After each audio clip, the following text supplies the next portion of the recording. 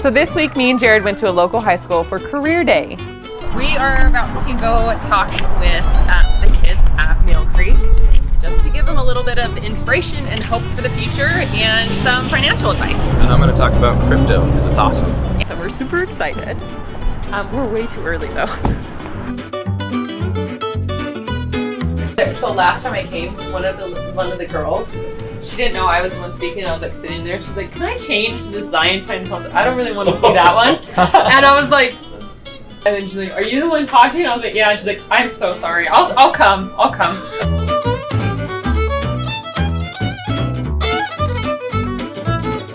Okay. Awesome. You guys are good? Yeah. All right, good luck. Awesome. Thank you. They only gave us 15 minutes to speak to each group. I'm Jared McGregor. I own Zion's Tiny Homes and Zion's Tiny Getaway. We also own a real estate company. And there's so much that I wanted to say to them that I got lost in transit and I didn't say anything about tiny homes. I'm one of the most happiest people that you'll ever meet because I choose to be. Your hardships become the best part of you. Sometimes you have to be the light for other people. It doesn't matter if you're rich. It doesn't matter if you're poor. If you're not happy now, you will never be happy unless you learn how to love yourself and let other people in. So we spoke to 3 different groups of students and I might have gone just a little too long on the first group and Jared had about 30 seconds to speak. Presenters, give yourself 30 seconds to wrap up and then students do the yours. Okay, husband, would you like to say something for 30 seconds? My goal was to help them see the American dream is alive and well, regardless of what's going on in the world today. And I know this is true because I'm living it. I'm 27 years old and I am a millionaire. And I started with nothing. We had to fight and struggle for every little thing that we have. And I'm here to tell you the American dream is not dead. I grew up in a very, very low income household. And when I say low income household, I mean we literally lived in tents in the park next to my school. Most of the people that I went to school with did not know anything that was going on other than the fact that I smelled and I had horrible hair and I never had clean clothes. They didn't know why. I've been raped, I've been beaten, I've been treated like hell. I'd crawl out of my tent, out of the park, and look down on that school and watch all the other kids get dropped off. They all had families that loved them, they all had moms that cared about them. I am an open book, maybe just a little too much sometimes. But you know what? None of it could stop me. I left when I was 13 years old. I moved out and I did it on my own. Your past does not have to dictate your future. The moment my life changed was the moment that I said, I love other people and it is okay. The difference between being rich and being poor is your mindset. We really wanted to hit hard on this for the kids because you can get where you want to go simply by changing your mindset. You are the person who decides your destiny, everything. And it's all up here. It's all about the mindset. You have the ability, not potential, okay?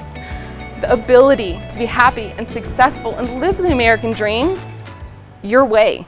So I wanted to talk a little bit about money today. I think money is something that a lot of people think they need to be happy, and it's not true. That if you're not happy now, you're not going to be happy when you have money. I just want to make that clear to everybody. Like, you have to create your own happiness in life. It's so true.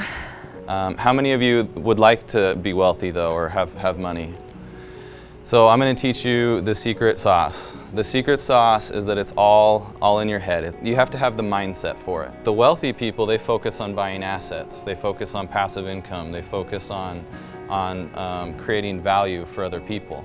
And so if you want to be wealthy, if you want to achieve some of your dreams that cost money, you need to change your mindset. That's the biggest thing I can teach you guys today. If you want to be wealthy, it's about how you create value for other people and the world around you. Like I said, when we started our business, we didn't have any wealthy backers. We didn't have any money. I remember when I was a younger kid and I looked up to my dad, I'm like, Dad, how am I ever going to afford a house someday? I remember feeling that way. And the crazy thing is I now own 9 houses. You guys can accomplish whatever you want to accomplish. You just have to learn the mindset and you have to start working for it now. I think it's helpful for people to hear that. The biggest tax on our society today is inflation. So if you're saving money and it's not invested into some type of asset like a Bitcoin or some type of asset like land Land or gold. slowly deteriorating. My suggestion would be going out and finding the lowest cost asset that you can purchase, because that asset is actually going to appreciate in value, making your money work for you. You can buy a Bitcoin miner or a GPU, you could buy some gold, you could buy some silver. I think the big thing is don't eat your money. Don't be spending it all at fast food and buying the coolest new thing. Like, if you guys start now, all of you guys can have that mindset and you guys can get anywhere you want to go in life.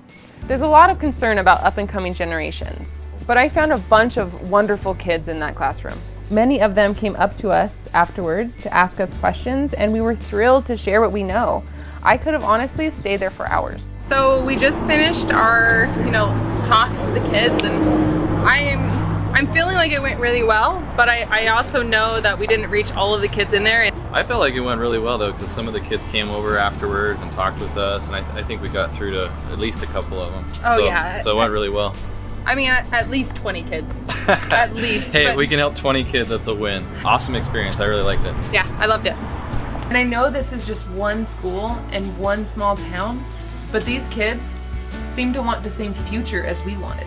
And I think it is our responsibility to encourage these kids, to let them know that nothing is beyond their reach. And if we do, the American dream will live on.